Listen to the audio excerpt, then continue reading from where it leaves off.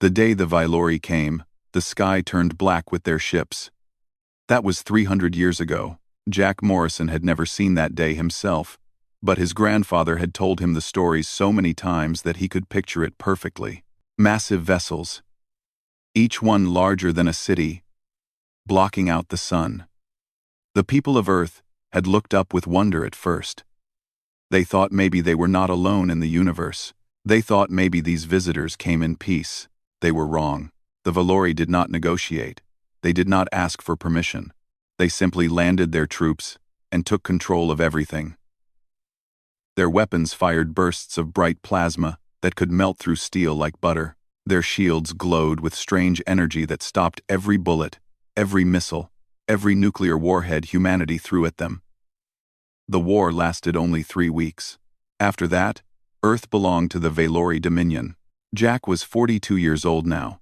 He worked on a Vylori mining vessel called the Eternal Grace, though there was nothing graceful about it.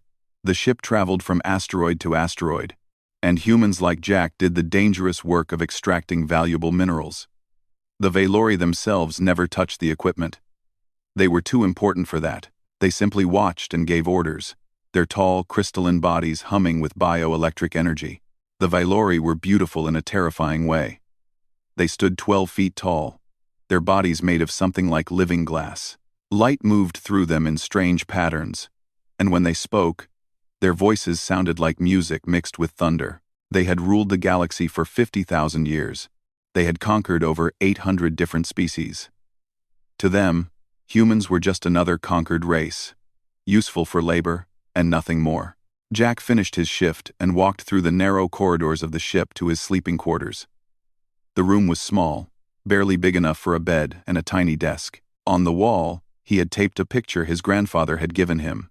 It showed Earth from space, blue and green and white, the way it had looked before the Vylori came, before they built their factories and their processing plants, before they changed everything.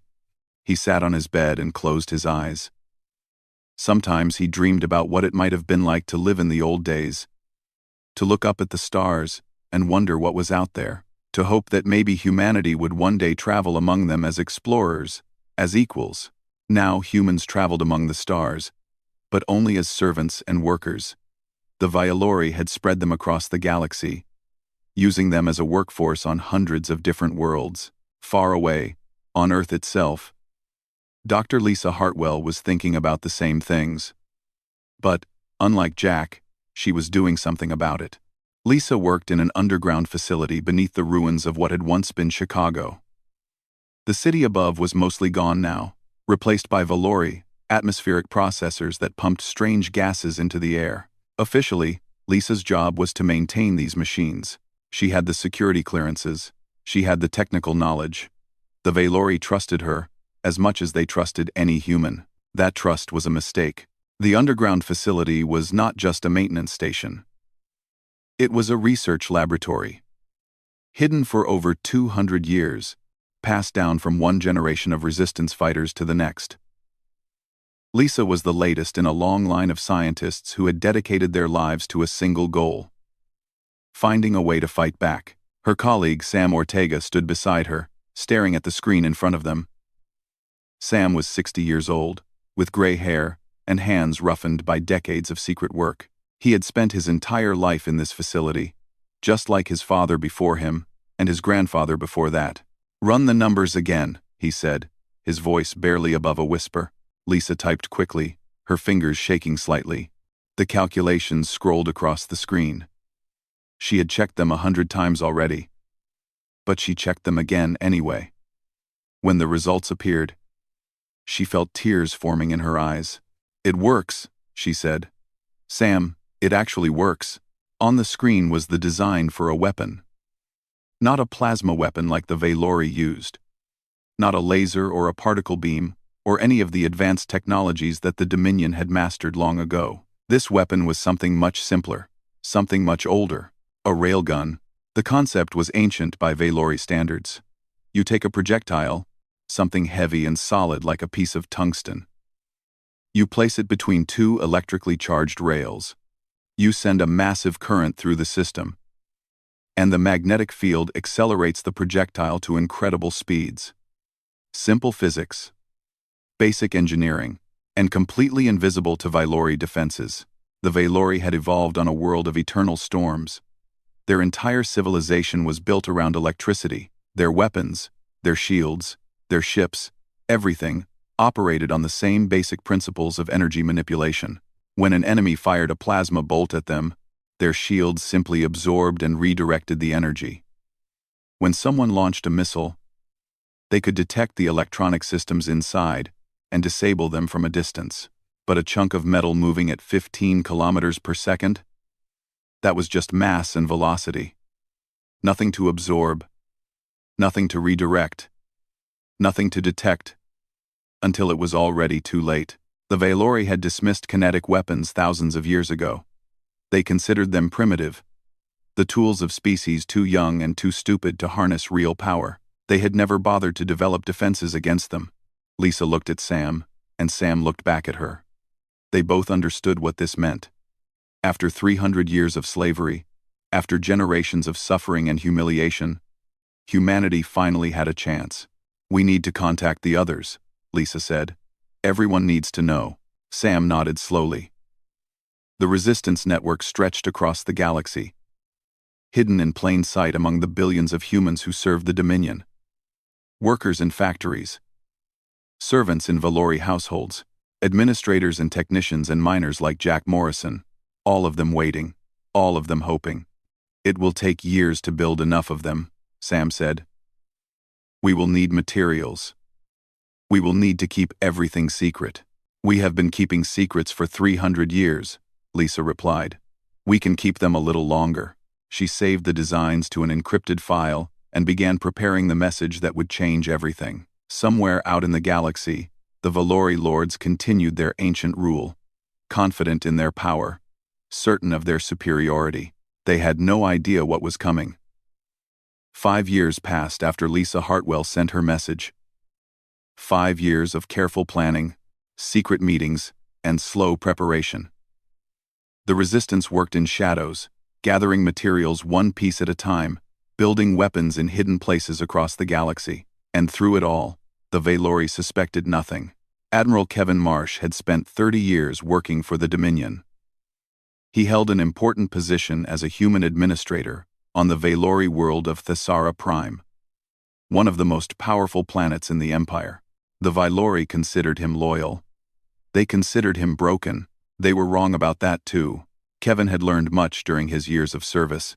He had watched the Vailori closely, studied their technology, listened to their conversations.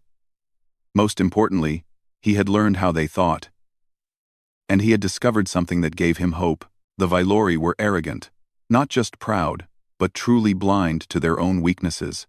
They had ruled for so long that they could not imagine being defeated. They had crushed so many enemies that they believed themselves invincible. One day, Kevin stood in the great library of Thesara Prime, pretending to organize data files, while a group of Vailori scholars discussed human history.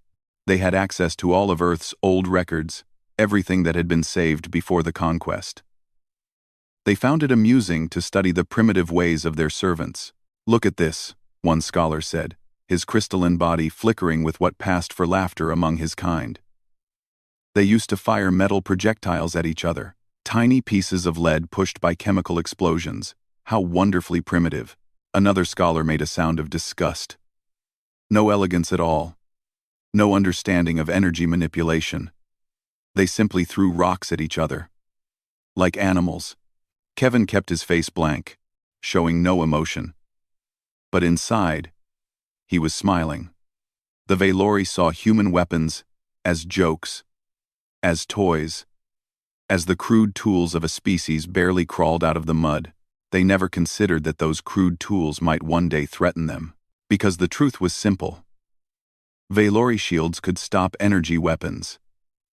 They could absorb plasma and redirect lasers and neutralize particle beams. But they could not stop a solid object moving at extreme speed. They had never needed to. No species they conquered had ever thought to try. Until now, the resistance had been building railguns in secret for 5 years. They hid the components in mining shipments.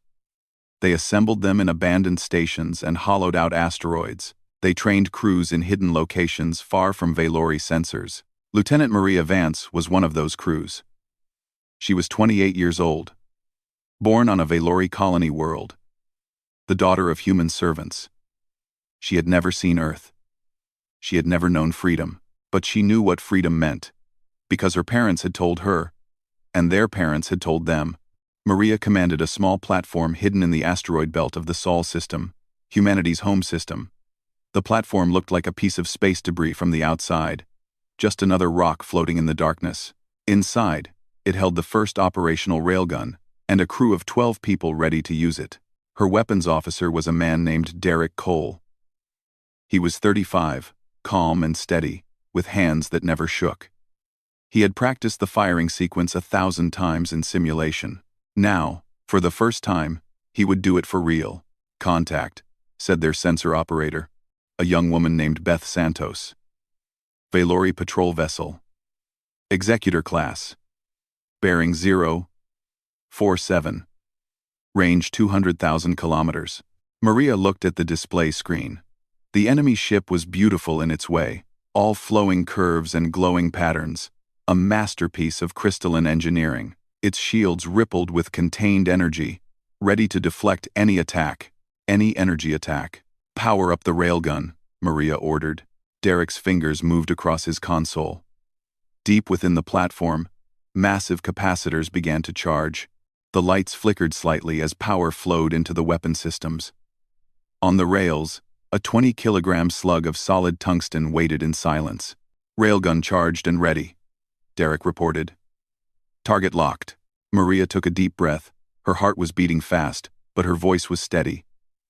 She thought about her parents, who had lived and died as servants. She thought about her grandparents, who had watched Earth fall. She thought about every human who had suffered under Valori rule for 3 centuries. "You know," she said quietly, "they call us primitive. They think we are weak because we do not have their technology. They believe we accepted our slavery." She looked at her crew. 12 people in a hidden station. About to change history. They are about to learn how wrong they are. She pressed the firing button. The railgun discharged in absolute silence. There was no explosion, no bright flash, no dramatic sound effect.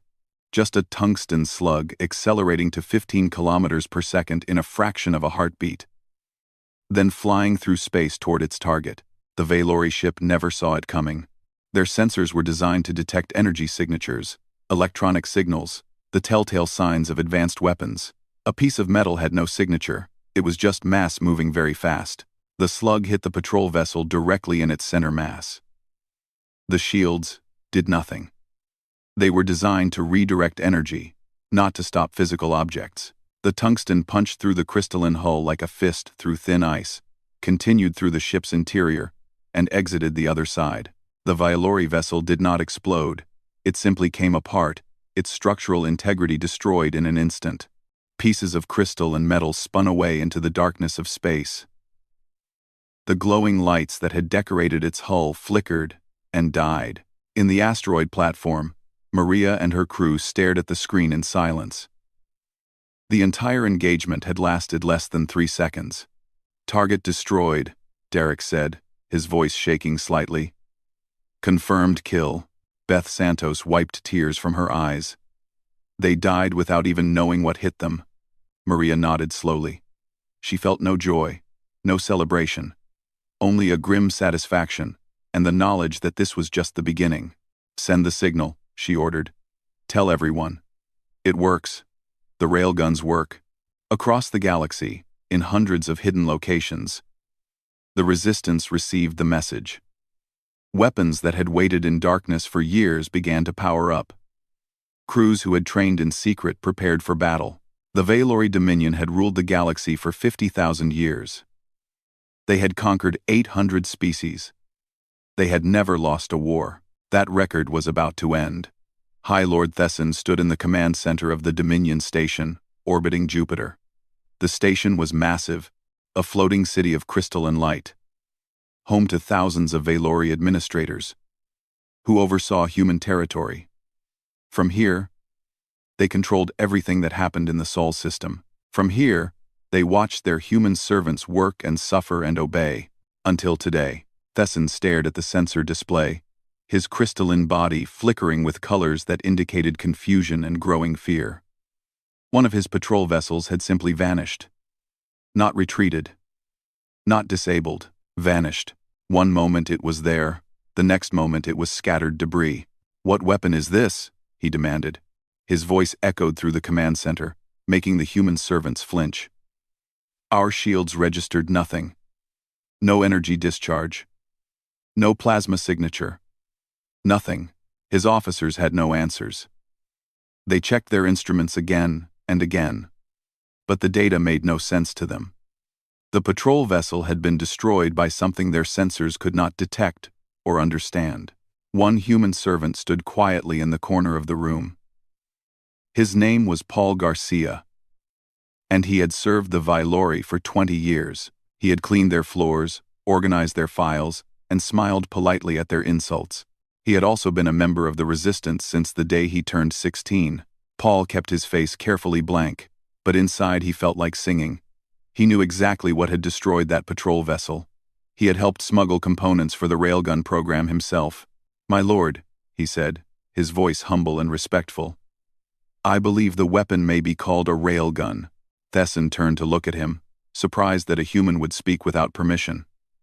"Explain." "It is an old human weapon, my lord. It uses magnetic fields to accelerate a metal projectile to very high speeds. The projectile has no energy signature because it is simply a piece of metal." Thesson made a sound of contempt. "A kinetic weapon? Impossible. No civilization would use such primitive technology. Your shields would make them useless." Paul bowed his head. "Of course, my lord. I am sure you are correct." But even as he spoke, 3 more Vailori vessels disappeared from the tactical display. The command center erupted in chaos. Officers shouted orders. Sensors scanned desperately for threats they could not find. And across the system, hidden weapon platforms opened fire on every Vailori target they could reach. The rebellion had begun. Maria Vance watched the destruction unfold from her asteroid platform. After firing the first shot, her crew had relocated to a new position, then fired again. And again, each time, a Vailori ship died without ever seeing what killed it. "Receiving reports from across the system," Beth Santos announced.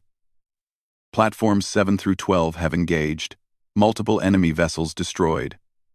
The Vailori are trying to regroup, but they cannot find us." Derek Cole shook his head in amazement. "They are flying blind. Their sensors are useless against us." It was true. The Vailori had built their entire military around energy-based warfare. Their detection systems looked for plasma discharges, electromagnetic signatures, the electronic signals of guided missiles. A simple metal slug had none of these things. By the time they saw it with optical sensors, it was already too late. But the Sol system was only the beginning. Across the galaxy, on every world where humans had been forced to labor, the signal went out. The Resistance had spent 5 years building weapons and waiting for this moment. Now, they struck everywhere at once. On Thesara Prime, Admiral Kevin Marsh watched from his office as explosions lit up the sky. Railgun platforms hidden in the orbital debris fields opened fire on the planetary defense fleet. Ships that had seemed invincible moments ago became expanding clouds of crystal fragments. Kevin picked up a communication device and spoke into it. "All units. This is Admiral Marsh. Operation Freedom is active. Repeat. Freedom is active. Strike all targets. Show no mercy." He put down the device and walked to the window. Outside, the Vailori capital city stretched to the horizon. A forest of crystalline towers and glowing pathways. It was beautiful. It was also the heart of an empire that had enslaved his entire species. 300 years, he said quietly to himself. "You had us for 300 years. And you never once thought we might fight back." When the Resistance fleet emerged from hiding places throughout the system. They were not proper warships. Just converted cargo vessels and stolen patrol boats, held together with desperate engineering and stubborn hope. But each one carried railguns, And that made all the difference. Captain Nathan Pierce commanded the assault on the main Valori fleet. His ship, a battered old freighter called the Iron Hope, shook with each railgun discharge. Around him, his crew worked with frantic efficiency, loading projectiles and tracking targets. Enemy vessels attempting to form defensive formation, reported his tactical officer. Her name was Claire Morrison, the daughter of Jack Morrison, the miner who had dreamed of freedom all those years ago. Jack was dead now, killed in a mining accident 2 years earlier, but his daughter carried his dream forward. They are still trying to use energy shields, Claire said. Still trying to deflect attacks that cannot be deflected. Nathan nodded grimly. Then, let us teach them. All batteries. Fire at will. The Iron Hope's railguns spoke again and again. Each shot was a message written in tungsten and velocity. Each hit was 3 centuries of rage given physical form. The Valori fleet fought back with everything they had. Plasma bolts lit up the darkness, seeking targets that moved and dodged and refused to die. Some human ships were hit. Some were destroyed. But for every human vessel lost, 10 Valori ships fell. Because the humans had something the Valori did not. They had spent 300 years learning to be patient, learning to wait, learning to hate with a cold. Calculating precision that no plasma weapon could match. On the Dominion station above Jupiter, High Lord Thesson watched his empire begin to crumble. His fleet was dying. His communications were filled with desperate calls for help from 100 different systems. Everywhere, the humans were rising. Everywhere, the railguns were firing. How is this possible? He asked the empty air. We are the masters of the galaxy.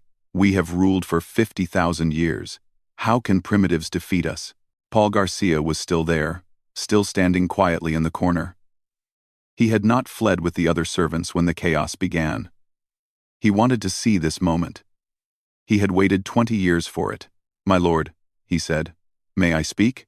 Thesson turned to him, too shocked and confused to care about protocol. What? You asked how primitives could defeat you. The answer is simple.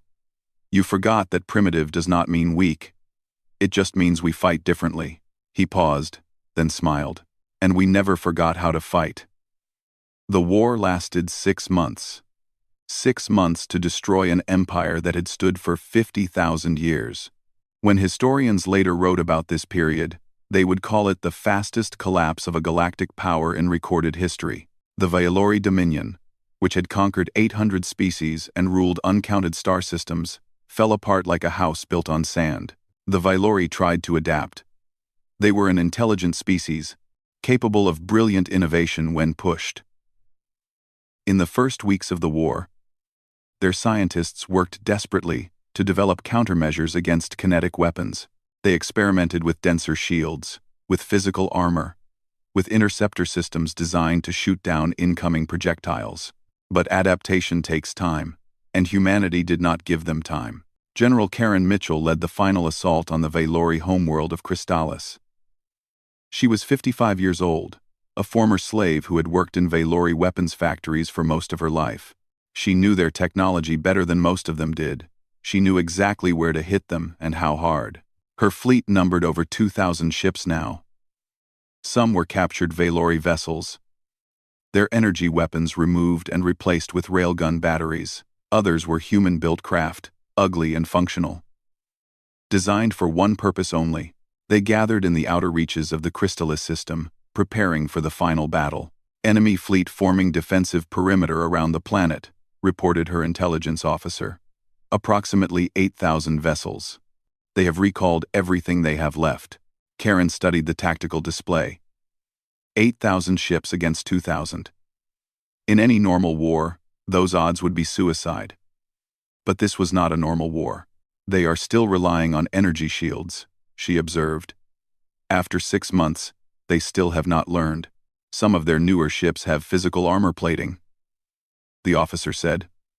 Our intelligence suggests they have been retrofitting as fast as they can. Quote. Some of their newer ships. Quote. Quote. Quote. Karen nodded. Then we hit the armored ones first. Concentrated fire. Multiple railguns per target. Break them open before they can organize. She gave the order to advance. The battle for Crystallis would later be called the most one-sided engagement in galactic history. The Valori fought with courage and desperation, but they were fighting a kind of war they did not understand. Their plasma weapons blazed across space, but human ships were small and fast, difficult to hit. And every time a railgun fired, a Valori vessel died. Karen watched the enemy fleet crumble piece by piece. Massive dreadnoughts that had terrorized the galaxy for millennia came apart under concentrated kinetic bombardment. Elegant cruisers designed to showcase Valori superiority became clouds of crystal debris. For thousands of years, these ships had been symbols of invincible power. Now, they were just targets. 3 hours after the battle began, the Valori fleet was gone. Crystallis lay undefended, its glittering cities visible from orbit. Karen looked at the planet and felt nothing but tired satisfaction. "Open a channel to their government," she ordered. "Tell them they have 1 hour to surrender unconditionally." They surrendered in 20 minutes. The commander of the Valori 7th Fleet, Archon Cithril, transmitted his capitulation personally. His crystalline form appeared on the view screen, flickering with patterns that indicated deep distress. He was one of the highest-ranking Valori still alive, a being who had commanded armadas and conquered worlds. Now he was begging for mercy. "How?" he asked, his translated voice carrying notes of genuine confusion. "We ruled the galaxy. We defeated species older than your entire civilization. We have technology you cannot begin to understand. How did you do this?" Karen looked at him through the screen. She thought about her grandfather, who had died in a Valori work camp. She thought about her mother, who had never known a single day of freedom. She thought about every human who had suffered and died under Valori rule. "You made a mistake," she said simply. "You thought technology was the only thing that mattered. You thought advanced meant powerful. But there is something more important than technology." "What?" Cithril asked. "Will, determination, the refusal to accept what others tell you is possible." Karen leaned forward. "We are humans, Archon. We do not accept our place. We do not surrender. We do not give up. You could have killed every last one of us, and the last human alive would still have been looking for a way to hurt you." She paused. "That is something your sensors could never detect." On Earth, the liberation happened the same night. The Valori occupation headquarters had stood in the center of what was once New York City, a towering crystal spire that had cast its shadow over human lives for 300 years. Now resistance fighters surrounded it, armed with weapons they had built in secret and courage they had carried in silence. Tony Vega was among them. He was 50 years old, a janitor who had cleaned Valori offices for 3 decades. Every day, he had mopped their floors and emptied their garbage and smiled politely at their contempt. Every night, he had reported to the resistance, sharing information, smuggling supplies, waiting for the day when his patience would be rewarded. That day had come. Tony carried the explosive charge himself. He had assembled it over several months, hiding the components in his cleaning supplies, sneaking them into the building one piece at a time. Now he placed it at the base of the headquarters' main support column. "For my father," he said quietly, arming the device. He walked out of the building and did not look back. The explosion lit up the night sky. The crystal spire, symbol of 3 centuries of oppression, crumbled and fell. Across the city, humans who had hidden in fear their entire lives came out into the streets. They looked up at the stars, and for the first time, they did not see chains. They saw possibility. Dr. Lisa Hartwell watched the celebration from the ruins of her underground laboratory. She was older now, her hair gray and her hands shaking. But her eyes were bright with tears of joy. The weapon she had helped create, the simple railgun that the Valori had dismissed as primitive, had brought down an empire. Sam Ortega stood beside her. He was crying too. "We did it," Lisa whispered. "After all these years, we actually did it." Sam put his arm around her shoulders. "No," he said. "We gave them the tools. And, they did the rest. Every miner and servant and slave who refused to give up hope. Every parent who told their children about the old days. Every person who chose to believe that someday things would be different. He looked up at the night sky, at the stars that now belonged to humanity again. That is what beat them. Not railguns, not technology, just stubborn, beautiful, unbreakable hope. The Valori Dominion did not simply fall. It shattered into 1,000 pieces, and each piece carried the seeds of further destruction. For 50,000 years, the Valori had ruled through fear and technological superiority. Now both were gone, and the species they had conquered saw their chance. The Kethnar were the first to turn. They were an insectoid species, tall and armored, bred for war. The Valori had used them as soldiers for millennia, sending them to die in countless battles while treating them as little more than living weapons. But living weapons can think, living weapons can hate, and living weapons can remember who held their chains. On 100 different worlds, Kethnar legions turned on their Valori commanders. They had no railguns, but they had numbers, and rage, and 3,000 years of accumulated fury. The Valori, weakened and scattered, could not stop them. The Simfara followed. They were a species of telepaths, delicate beings with large, dark eyes and skin like pale silk. The Valori had used them as interrogators, forcing them to read the minds of prisoners and enemies. It was a violation of everything the Simfara believed, a corruption of their sacred gifts.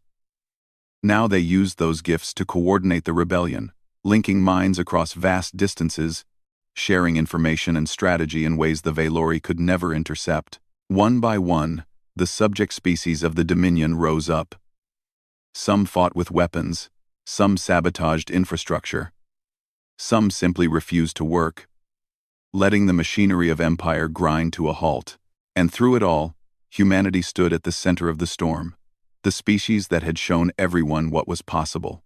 Admiral Kevin Marsh, now elevated to commander of the newly formed Human Coalition Navy, traveled to Earth for the first great assembly of free species. Representatives from over 100 worlds had come to the planet where it all began, the small blue world that had given birth to the revolution. The assembly hall was built on the ruins of what had once been the United Nations headquarters. It was not grand or elegant, just a large open space with simple seats arranged in circles. That was intentional. Kevin had insisted that there would be no thrones, no platforms, no high seats. Everyone would sit as equals. We did not seek this war, Kevin said, standing before the gathered delegates. His voice was tired but strong. We did not want to become warriors. For 300 years, we dreamed only of freedom, of being left alone to live our lives in peace. He looked around at the sea of alien faces, beings of crystal and chitin, of flesh and light, of forms so strange that human eyes could barely comprehend them. All of them watching, all of them listening. But when they came for us, when they told us we were nothing, we chose to remember who we are. He paused, gathering his thoughts. We are humans. We are not the strongest species in the galaxy. We are not the smartest or the oldest or the most advanced. Our bodies are fragile. Our lives are short. We cannot see in the dark or breathe underwater or survive the cold of space without protection. His voice hardened. But we are also the species that looked at impossible odds and said no.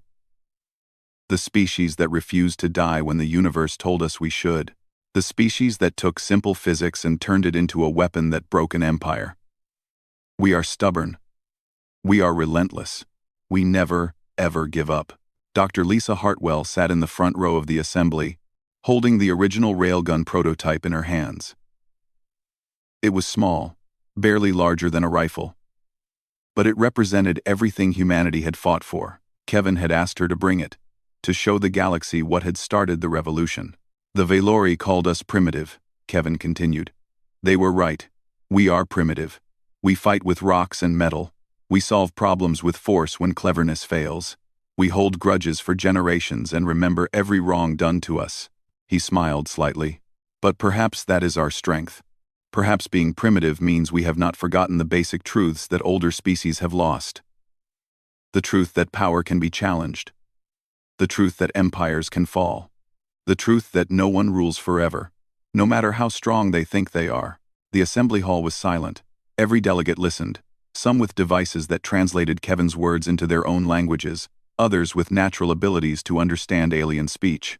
The Valori Dominion is gone, Kevin said. The chains that bound us, that bound all of us, have been broken, and now we must decide what comes next. Not as conquerors, not as masters, but as partners, as equals, as free beings who have earned the right to shape our own futures. He looked directly at the Kethnar delegation, then at the Simfara, then at all the others. Humanity does not seek to replace the Valori. We do not want an empire. We only want what we have always wanted. The chance to look up at the stars and see hope instead of fear. The chance to explore and learn and grow without someone telling us we are not worthy. He stepped back from the speaking platform. That is all we ask. That is all we have ever asked.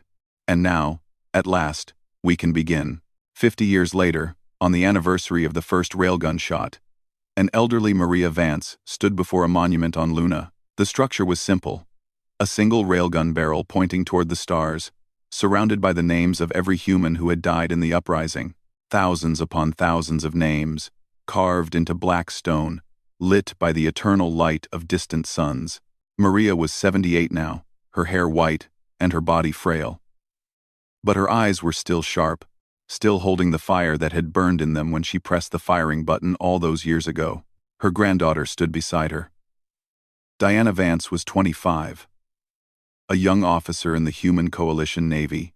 She had grown up in a galaxy where humans were respected, where Earth was free, where the stars held wonders instead of threats. She had never known slavery. She had never known fear. Was it worth it? Diana asked quietly. All the death, all the destruction. Was it worth it? Maria was silent for a long moment. She thought about the friends she had lost in the war. She thought about the worlds that had burned, the ships that had been destroyed, the terrible price of freedom. She thought about all the people whose names were carved into this monument. People who had given everything so that their children and grandchildren could stand here in peace. They knelt, she said finally. The lords of the galaxy, the beings who thought themselves eternal and untouchable. They knelt before us. Not because we were stronger in any way that mattered, not because we were smarter or more advanced, but because we were willing to fight for something they had forgotten existed. She placed her old, weathered hand on the cold metal of the monument. Hope, she whispered. We fought for hope. The belief that tomorrow could be better than today. The faith that suffering does not have to be permanent. The stubborn, irrational conviction that we deserve to be free. Diana looked at her grandmother, then up at the stars. And we won, she said. Maria smiled, and for a moment, she looked like the young lieutenant who had fired the first shot, the woman who had changed history with a single press of a button. Yes, she said. We won. Not because we were the best, but because we refused to be beaten. Because every time they knocked us down, we got back up. Because we never forgot who we are. She turned away from the monument and began walking slowly toward the transport that would take her home. Diana followed, supporting her grandmother with a gentle hand. Remember this, Diana, Maria said. Remember what we are. Stubborn, defiant, beautiful in our imperfection. We are humans. We fall down, and we get back up. We face impossible odds, and we find a way. We look at the darkness between the stars, and we see not emptiness, but possibility. She paused, looking up at the sky one last time. That is our gift. That is our curse. That is who we are. And may the universe have mercy on anyone who forgets it. Above them, the stars shone bright and clean, waiting to be explored by a species that had earned its place among them. The galaxy was free, and humanity was only just beginning.